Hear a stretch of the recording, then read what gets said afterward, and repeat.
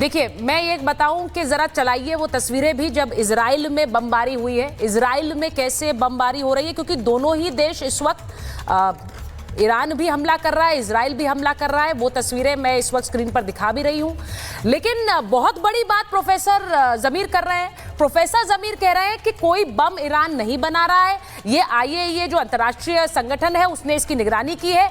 ये दादागिरी है डोनाल्ड ट्रंप और अमेरिका की।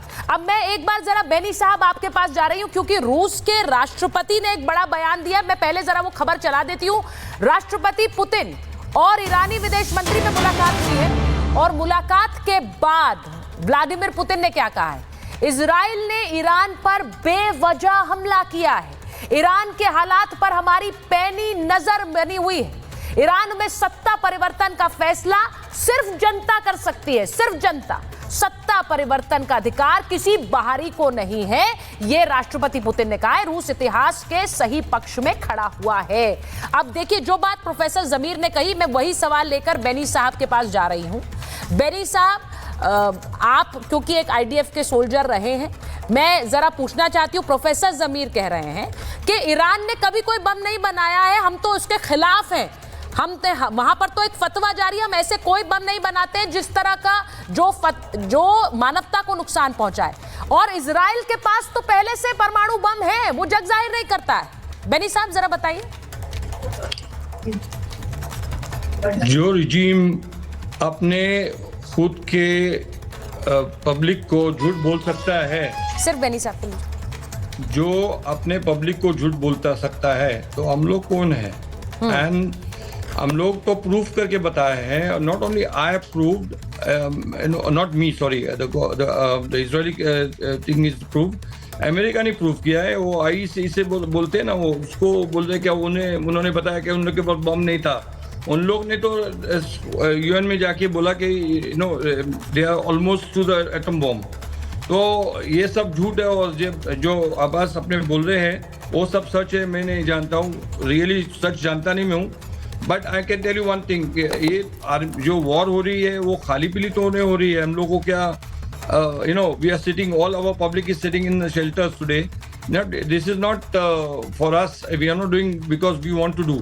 उन लोग की पब्लिक इधर नहीं है, शेल्टर्स में नहीं है। नॉट ओनली नॉन शेल्टर्स, उन लोग के पब्लिक को हमला होता ही नहीं हमारे तरफ से।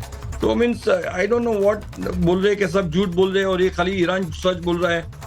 तो इतना ईरान सच बोल रहा है, तो why the western world is all with us now and telling that Iran is suppose to sit on a negotiation table. Friday तक नेगोशिएशन टेबल पर बैठने को तैयार नहीं था।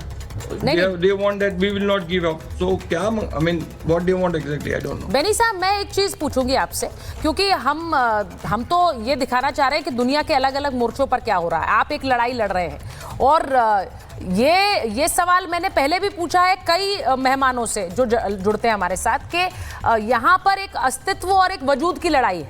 वो लड़ाई इजराइल लड़ रहा है। इजराइल, आप लोग बार बार जो ये बात कहते हैं, इस वक्त रूस के राष्ट्रपति का जो एक हस्तक्षेप हुआ है, ये एकदम से ईरान के मंत्री का वहां जाना, पुतिन से मिलना, और पुतिन कह रहे हैं कि ये एक बहुत खतरनाक लड़ाई छेड़ दी है। आप लोग रूस के रोल को कैसे देख रहे हैं इसमें? क्योंकि अगर रूस इसमें शामिल होता है तो ये बहुत बड़ी एक लड़ाई हो जाएगी। आई एम सो श्योर जब अमेरिका और रूस बात करते हैं उन लोग के बीच में, एंड हम लोग जो हमारा जो प्राइम मिनिस्टर है वो भी रूस से बात करता है।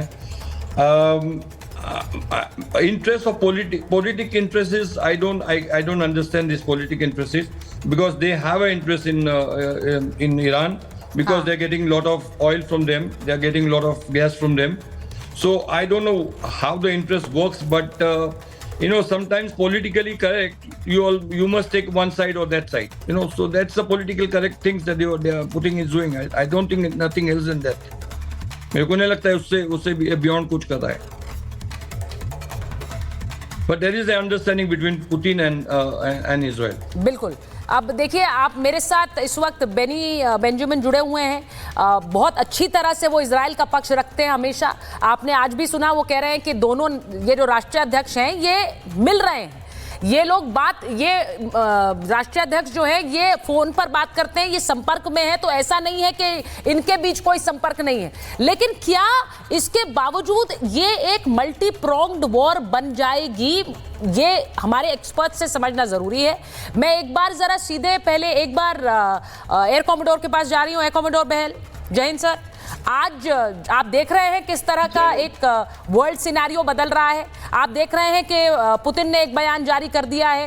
उन्होंने कहा है कि अमेरिका को इसमें नहीं शामिल होना चाहिए था। यूएनएससी में घेराबंदी हो रही है। आप मुझे ये बताइए कि पुतिन क्योंकि अपना एक वॉर फ्रंट खोले हुए हैं यूक्रेन के साथ, क्या वो इस जंग में शामिल होना चाहेंगे? लेकिन उन्होंने एक बड़ा इंपॉर्टेंट बयान दे दिया है, मेदवेदेव ने दे दिया है कि न्यूक्लियर टेक्नोलॉजी कोई भी देश ईरान को दे सकता है, उसके लिए बहुत से देश तैयार हैं। इसका क्या मतलब है? देखिए, पाकिस्तान दे सकता है ये तो मैं मान सकता हूँ, लेकिन कोई और देश देगा उनको न्यूक्लियर टेक्नोलॉजी, ये बात मैं बिल्कुल नहीं मान सकता। और सबसे बड़ी बात ये आती है कि जो रशिया के साथ जो रिलेशनशिप है ईरान की, वो 25 साल का जनवरी 2025 में स्ट्रेटेजिक पार्टनरशिप का एग्रीमेंट हुआ है। रशिया एक्सपोर्ट या इंपोर्ट नहीं करता ऑयल इसके साथ, ईरान के साथ, लेकिन ईरान ने उनकी मदद की थी शाही ड्रोन्स में।